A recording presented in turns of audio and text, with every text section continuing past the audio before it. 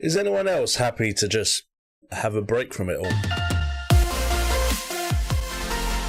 Hello there, hope you're having a great Tuesday or Wednesday. I'm not sure when I'm releasing this. What is up, guys, and welcome to FPL Today and the kind of FPL Team Selection video for Gameweek 30, but there's going to be a more in-depth one next week. This is more of a review of Gameweek 29 with how my team stands for Gameweek 30. And it's going to be a bit shorter than usual because I think I'll be able to give you guys a lot more information next week after some of the international break has passed. So if you enjoy these videos here on FPL Today, please do make sure to hit that like button, subscribe and hit that notification bell for FPL. Your support is what makes this channel as successful as it is, and let's get into the video.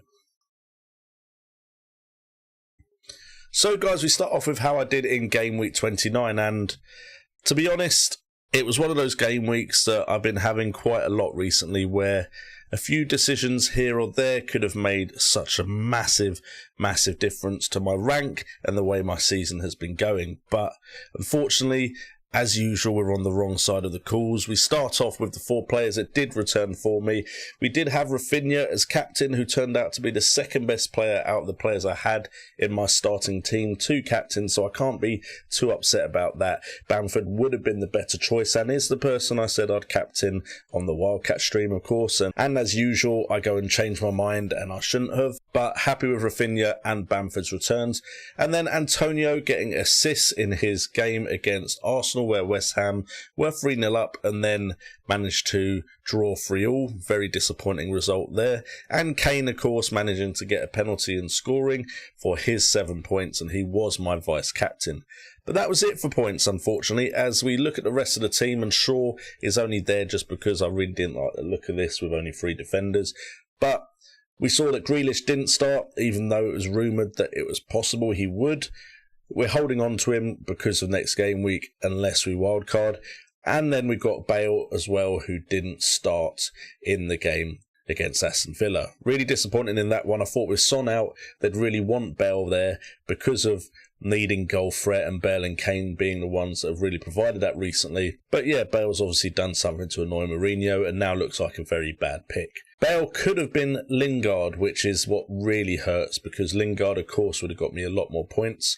Yes, I considered Trossard, but if I'm really honest, I was never going to go to Trossard because there's a possibility I don't use my wild card for Gameweek 30. So let's not claim we were going to go to Trossard when we weren't, but Lingard was definitely a consideration. Then in defence, we went with Dallas and Cresswell coming in. We were hoping El Mohammadi would play, he didn't, and of course Cresswell didn't get any points and Dallas only got 2.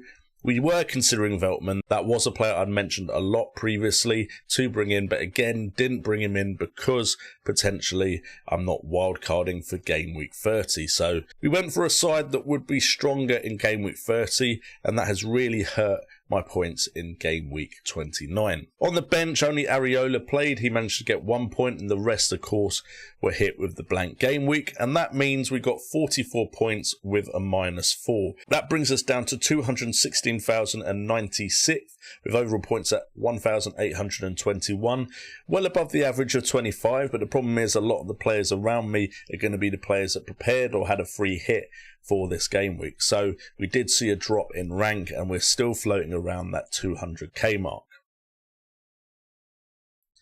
So before we get into Game Week 30 and my team selection for that game week, here is a quick word from partners of the channel, Fantasy Football Hub. All the data on FPL Today is taken from the Fantasy Football Hub, with tools such as player comparison to choose the best players out of 2 options, Opta-Stats tables to see who could be hitting form soon and who will be amongst the goals, and a fixture ticker so you know who has not just the form but also the fixtures to match, and so much more, like articles and coverage of other fantasy football games. Ask yourself why you haven't joined the Fantasy Football Hub. It's just £2 a month to unlock your FPL potential. So if you guys want access to Opta-Stats and a fixture ticker, and you also want to support FPL Today, make sure to check out Fantasy Football Hub, and if it is something you're interested in, using the link in my description will help support this channel.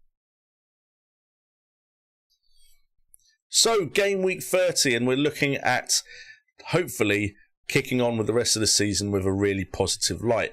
We actually have a pretty decent side for Game Week 30 without having to do much work. We start off with Martinez in goal with Fulham at home. We then also have two defenders at home with Shaw against Brighton Hove Albion and Dallas with Sheffield United.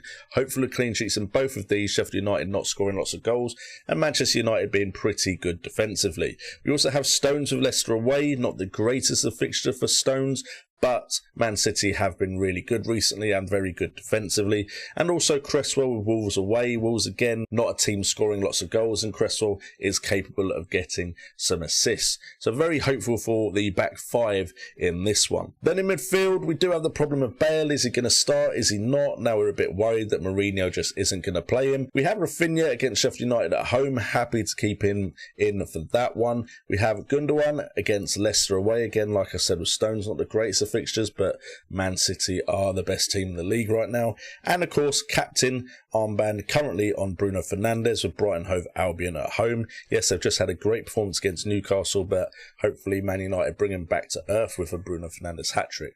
I need the points.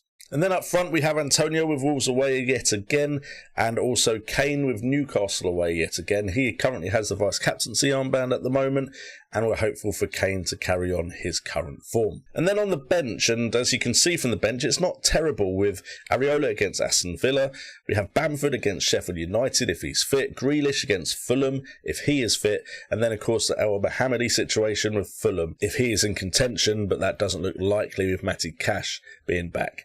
However, if we take out El Mohammedi and we get news that Grealish is fit and Bamford is fit and Bale is starting, this isn't a terrible side to bench boost with in Game Week 30 and then wildcard after. Now, usually you do things the other way round. You wildcard into a bench boost to get as much points as possible.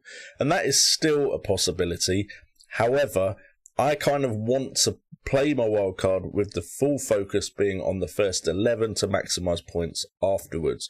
Sometimes when you wildcard with the bench boost in mind, you end up pigeoning yourself into a certain team with a certain amount of value on the bench that you don't necessarily want there. And right now, I'd say my funds are spread more than they usually would be across players. For instance, I've got Grealish and Bamford right now on the bench. That is very unlikely to be the case if I wildcarded with only 11 slots to play.